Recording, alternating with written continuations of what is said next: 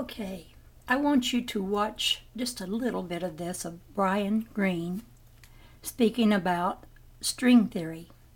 And then I'm going to show you something I've captured. On swimming, then dove into the ocean. This is a man who would risk his life on theory. Now, but for those of us who are a little bit more practically minded, two questions immediately arise from his observation. Number one, if there are more dimensions of space, where are they? We don't seem to see them. And number two, does this theory really work in detail when you try to apply it to the world around us? Now, the first question was answered in 1926 by a fellow named Oscar Klein. He suggested that dimensions might come in two varieties.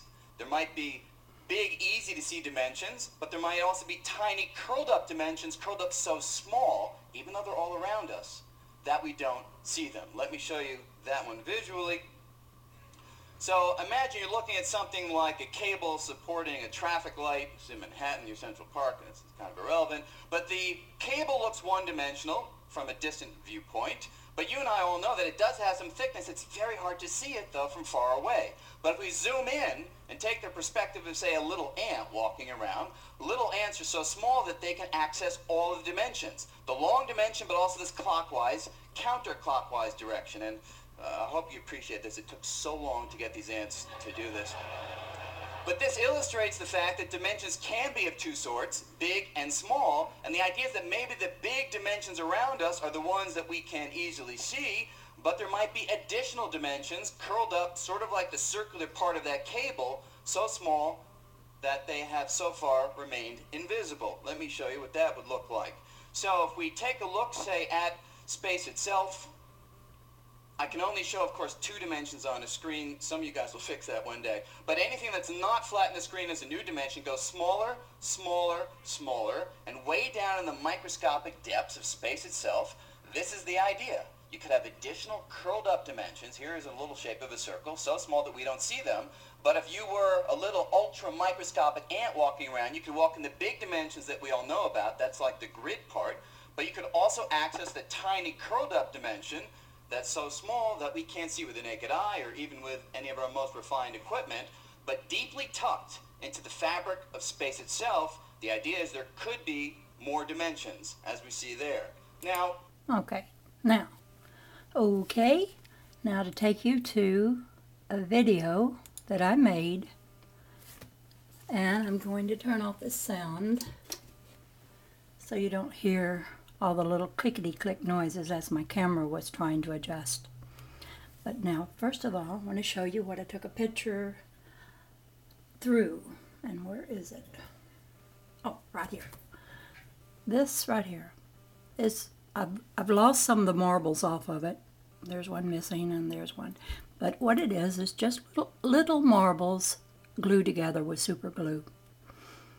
And I take my camera and I focus on the shiny spot that each one makes. You can kind of see it right now, showing all this.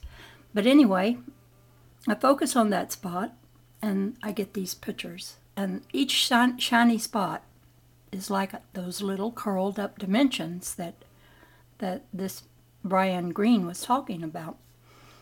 And I think they're on the right track to think that the other dimension is something very, very small. And I will start this now and let you see the movement that was recorded by my camera inside these little specks of light that came off the marbles.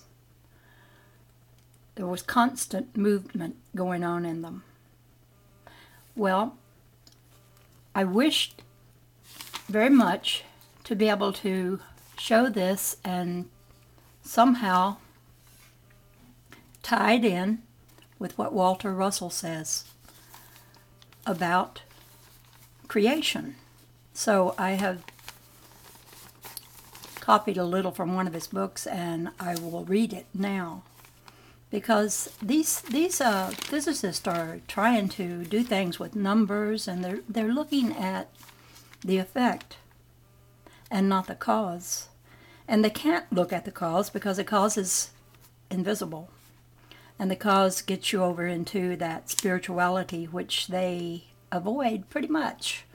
Although quantum physicists are now beginning to say that our world is like a hologram, that every little piece contains information about the whole, and that we are all one. So they're moving in that direction. I wish they would move a little more so toward listening more to what Walter Russell had to say about creation. Now, Walter Russell was a man of whom it was said he tapped into the secrets of the universe. He talked to God, and he talked to God in the light. And light is something that we need to understand. And I will read just a little bit from his book about the foundation of the physical universe. The foundation of the physical universe is motion, the ever-changing motion arising out of pairs of unbalanced conditions, which must forever move to seek the balanced stillness in unity from which they sprang as multiple pairs of units.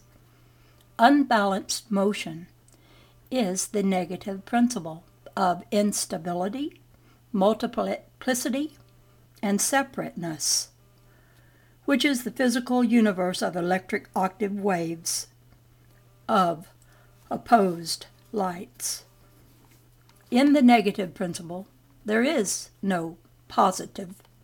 It is composed entirely of pairs of negations, which are forever voiding each other, canceling each other by never allowing either one to exceed the fixed zero of universal stillness.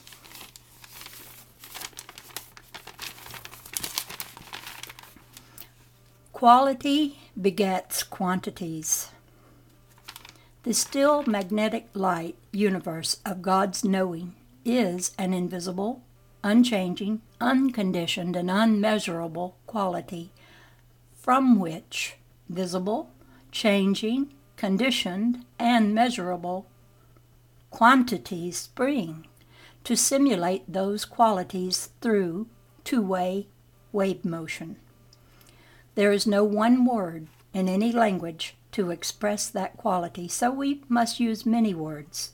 These words are mind, consciousness, love, life, truth, desire, knowledge, power, balance, and law. The God quality of the one light is seemingly transformed into quantities by being divided into pairs of oppositely conditioned light pressures of this electric universe.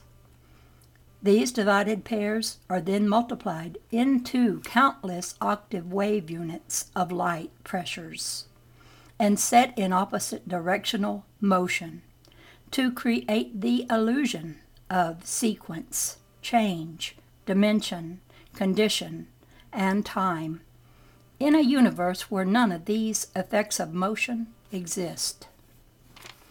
The calm sea, for example, is an unchanging, unmeasurable quality of oneness, of sameness and stillness. Upon its calm surface there is no change, nothing to count or to measure. The moment that quantities of waves spring from that quality of calm, those quantities can be measured. Likewise, they are forever changing, nor are there two points in them which are similarly conditioned. This creating electric universe is composed of moving light waves which spring from a calm sea of the one still light. It is a universe of moving pairs of quantities which simulate the quality of stillness from which those quantities sprang. Now, I have this book, if you would like to have it. It's called The Secret of Light. And I have it in my Google Files. If anyone is interested, I can send it to you and you can read this for yourself. Because I think our scientists are doing a wonderful job, but they've got to introduce the spirit. And I'm not saying introduce God as the Bible has kind of given us a description of God as like he's human or something.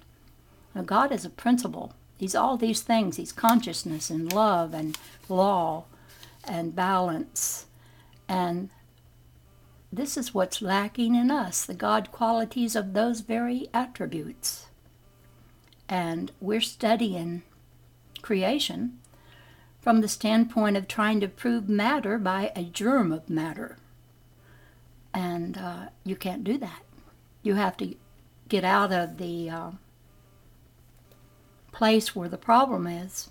You have to transcend the place where the problem of not understanding is in order to look at it from another perspective where it can be understood. And I don't hear many of the modern day physicists talking a whole lot about the work of Walter Russell. But really, they really should. I mean, they give you, I've listened to them and they tell you about the measuring space and the weight of this and how there is, let me see, I wrote down some of the notes. I was listening to some of them the other day. They were talking about little ultra microscopic particles, tiny filaments. Well, what are we looking at here? Maybe we're looking at that very thing. And it can be pictured. It can be seen. And they are talking about the extra dimensions maybe being entwined in geometries and that they fold in on themselves and all kinds of things that when they were talking about it, I was thinking, well, I wish you would read some of Walter Russell, at least read it, and don't think of exploring the atom by smashing it and building big hadron colliders and all that expense and all that trouble, when all you need is a camera and some marbles.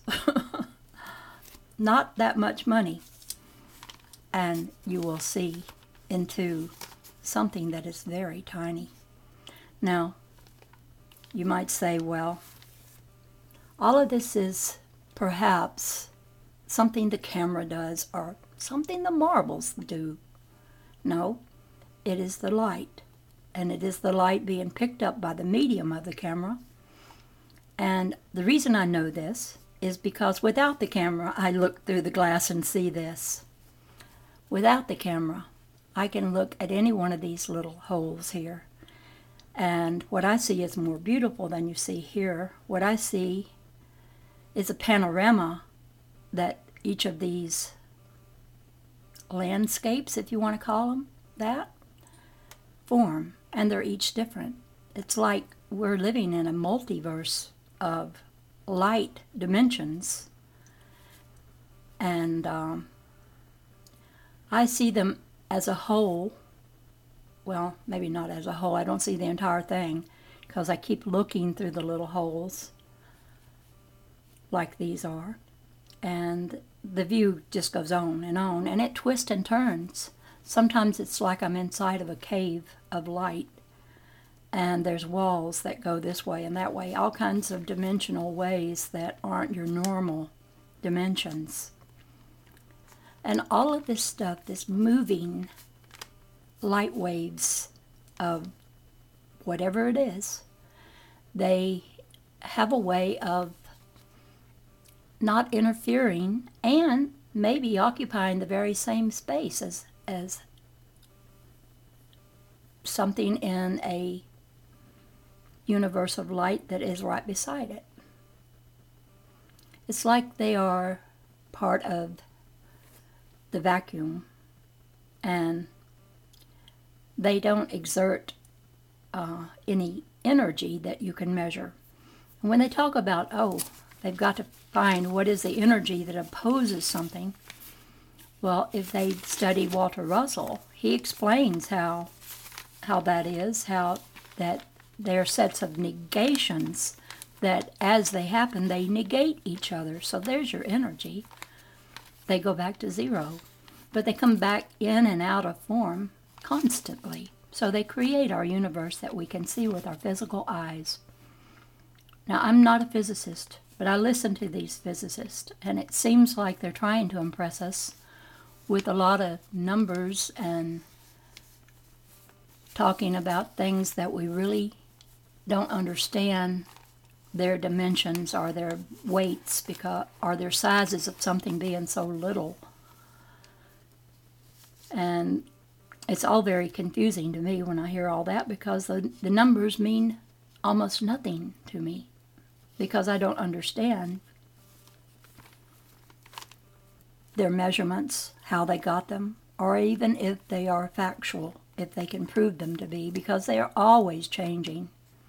They're always finding something more and more tiny inside of the atom. And perhaps they wouldn't even want to know that it can all be done, all be seen this way that I'm showing you with this, and for a very small amount of money compared to what they're putting into it with their super colliders. But see, mankind, and Walter Russell talks about this. Well, yeah, he talks a little bit about it, but one book that I read by Margaret Storm, she talks at great length about it. We have imprisoned our atoms. And when we have scientists who study the atoms, they can only imprison the atom again because they want to experiment with them and not treat them like they were the living entities that they are. They want to smash them together. Fission and fusion, that's their way of dealing with the atom. They have not the slightest concept that you talk to the atoms, because they are forms of consciousness and thus intelligence, and that we work lovingly with the atoms is the best thing to do, because to smash them and to measure them and to do all these things they do to them is rather foolish, I think. And I think that this is something that needs to be looked into more so. I'm going to show you some of my other pictures now, if I can bring them up. I just took these last night, and I see light in movement, and my camera catches it. And there's so many waves in light, and there's so many of these little orbs that have this little ring around the edge. It's 2 or 3 or 4, sometimes more, little lines that line it. And colors just abound, and movement constantly. They're constantly moving. And I do so love taking pictures of them. Can I tell you what they're doing? No. But neither can the quantum physicist, particle physicist, really explain a whole lot about what they see. They have theories. They have theories and not many pictures to go with their theories. I have pictures.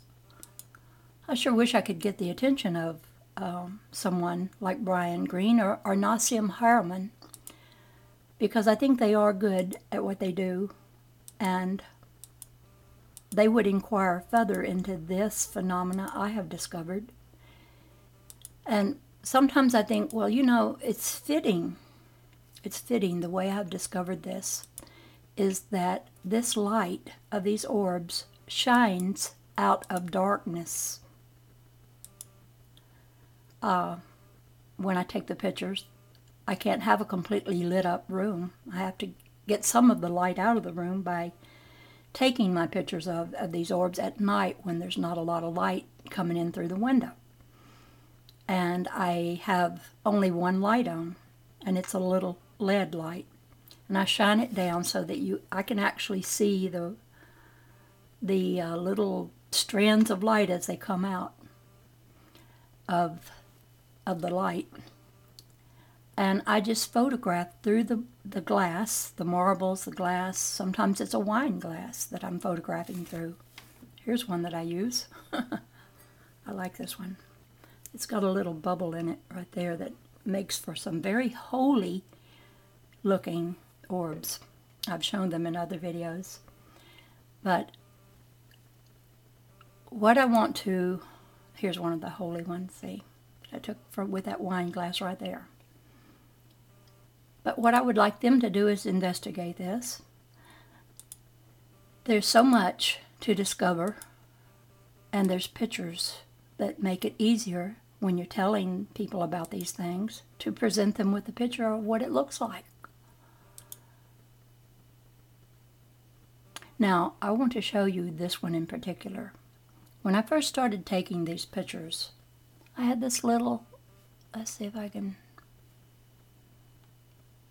bring it in close. Okay, there you go. I had this little pea pod thing, just one of them. So it was always in the same place in every picture. So I knew it had to be something inside my camera. Also some other little marks. Like this one is just a Johnny come lately. He's coming into all these, but this one right here is another pea pod just like that one. Here's another one just like that one. Where are they coming from? I'm not out in some place where stuff is entering into my camera of nature. Here's one right here. Right over here. Now I have so many. Here's one right here. And it's got segments. And the segments are jointed together. I don't know what they are. I'm beginning to believe it's maybe not debris, but it's something growing inside of my camera. I know that sounds really foolish, but it's what I think is a possibility. Because what is true is stranger than any fiction we could make up. And maybe it's from another dimension. I'm entertaining that thought as well. And I'm wondering how many more are going to become part of my camera and show up in my pictures of orbs. I have to say, I think they kind of detract from all the rest of the orb because they're always there and always pretty much in the same position. And I don't know whether to wish them away or wish that they would get together and spell out something like, "Hi, we're here." I mean, they are in little segments, and they don't always stay where they are in my camera. Look, there's one right up there. I have about 9 of them so far, I think. When at first I only had this one little one right there. And it looks so similar to these other things, like these circles. And do you see all the little tiny circles there are? Tiny little circles. And some of them dark little circles with a white rim around them. It's also very unusual. And there's just so many mysteries that anybody can explore. All they have to do is have a little digital camera and a LED light and something made of glass to film through. I think the medium of looking at this light and its movement through glass, the medium of the glass slows down the motion of the light orbs. And to see out of the darkness this light shining and showing what's in the light, shown up only because there's a little darkness added to it as well. Because the dark and the light can coexist. I don't think one could exist without the other and have anything that is form or that is moving, because everything needs its opposite. Well, this is just to introduce you to the idea that that we already can see the motion of some of the tinier things than quarks. I think these may be tinier than quarks, or other names of other things they have found, or they say they have found. And they talk about having found it, but they don't really show you anything but drawings and pictures of what they imagine them to look like. They don't actually see them, especially not in the way that I'm seeing all this energy and all this color and all these little circles and holes. And if you've seen some of my other videos, you would see. For instance, I'm going to take you over here to this one. When I take pictures of through this marble, they make the circles go together, making this vesica piscis shape right here and here and there. It just makes them all over the place. And if you're into metaphysics, you will know the vesica piscis is a very important shape. It's in the flower of life. And you see, this is a picture of an orb with all this colorful stuff in it. And the light source is right over on the other side of this orb right here. It's coming right directly out of the light as an orb, and then it goes here, or maybe this is a different one from that one, I don't know. And it makes a complete circle. But these orbs aren't limited to being a circle. They can stretch out like a long ribbon of beautiful color. And they can fan out like a fan. I've got so many pictures of them doing so many different things. And I hope you'll check it out. Some of my other orb videos are very interesting to show you what light does in this microscopic stage of light that is not ordinarily seen with the eye. But you're actually seeing these orbs anytime you see something that is shiny and reflecting light. Well, isn't that what we are? Something shining in this world, reflecting light. And light is understanding. And we need to understand God in this way, because God is that balance and that oneness, that understanding it will bring man into understanding of one another, and then man will tolerate one another and get along with his fellow sisters and brothers, because he will realize that we're one with them. Anyway, this is the Dove Lady. That's all I have to say. Over and out for now.